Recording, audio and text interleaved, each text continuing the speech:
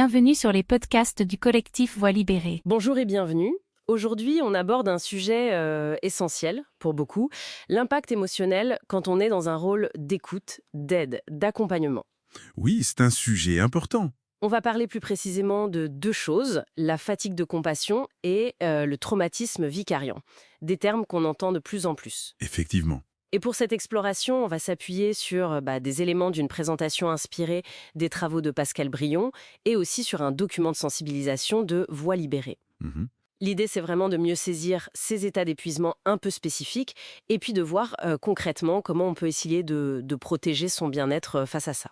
Exactement. Trouver des pistes. Alors, commençons par la fatigue de compassion. C'est quoi au juste? Ça concerne surtout, d'après nos sources, les intervenants, les aidants, tous ceux qui sont exposés de façon répétée à la douleur des autres. Et avec une vraie volonté d'aider. C'est ça qui est clé. Oui, c'est ça.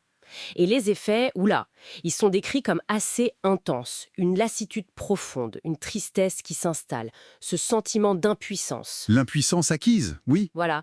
Parfois, on doute de sa vocation, on se sent plus le sauveur qu'on pensait être, on devient hypersensible, irritable, ou alors complètement vidé, émouché. On peut même finir par prendre de la distance, éviter les autres. C'est une vraie usure liée à l'empathie, en fait. Hmm. Et à côté, il y a ce que vous appelez le traumatisme vicarien. C'est ça. Là, c'est un peu différent. Ça touche ceux qui entendent de manière récurrente des récits très perturbants, des détails d'événements traumatiques. Ah oui. Et les symptômes, ils peuvent vraiment ressembler à un état de stress post-traumatique, mais vécu par procuration, si on veut. Par procuration.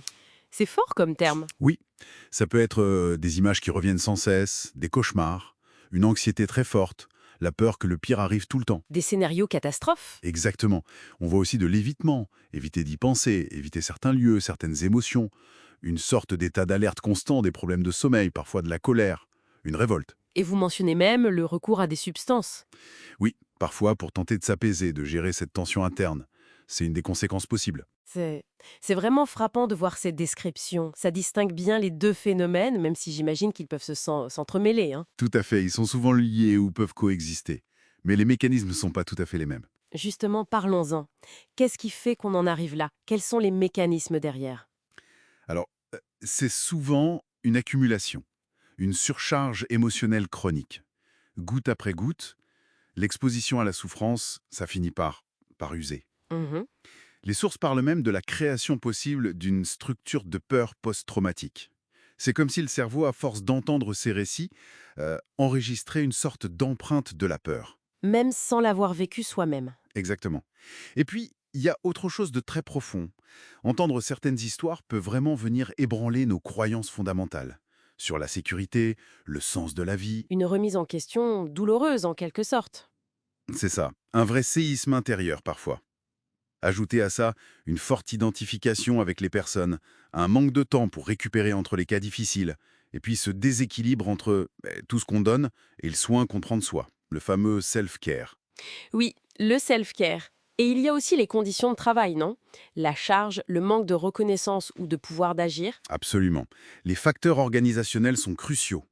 Le manque de formation sur ces risques spécifiques, le peu de soutien institutionnel, ça pèse lourd.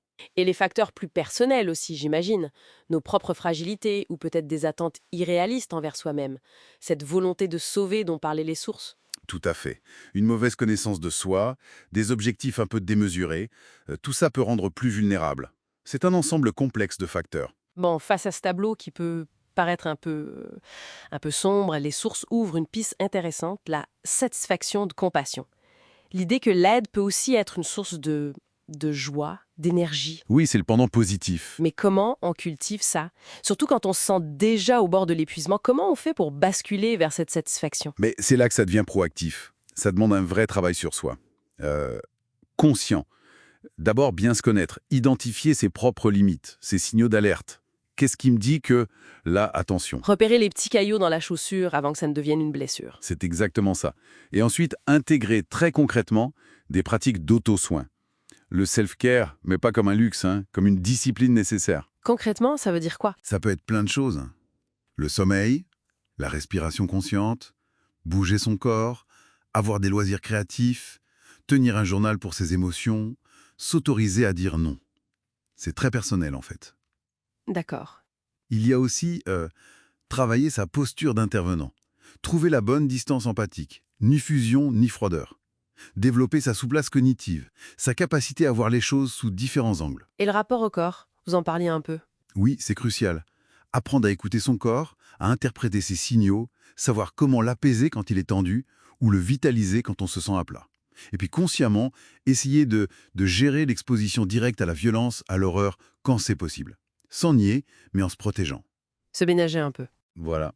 Et un point fondamental, le réseau de soutien. Ne pas rester seul avec tout ça. Créer ou utiliser des espaces pour parler de son vécu, que ce soit avec des pairs, des collègues ou des professionnels. C'est vital. Et accepter peut-être qu'on ne peut pas tout faire, tout réparer. Absolument.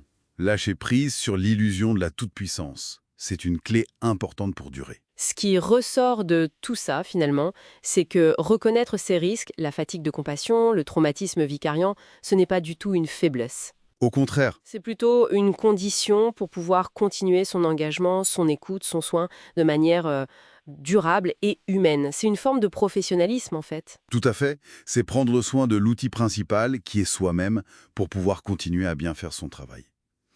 Et ça nous amène peut-être à une dernière réflexion, Oui. exigeante. Une petite chose, mais qui fait une différence. Une question à méditer. Merci beaucoup pour cet éclairage. Merci à vous. Ce podcast a été produit et réalisé par le collectif Voix libérée.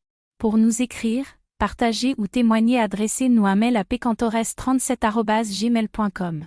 Parce que nos voix comptent. Parce que le silence n'est plus une option. Parce que la mémoire exige justice et vérité.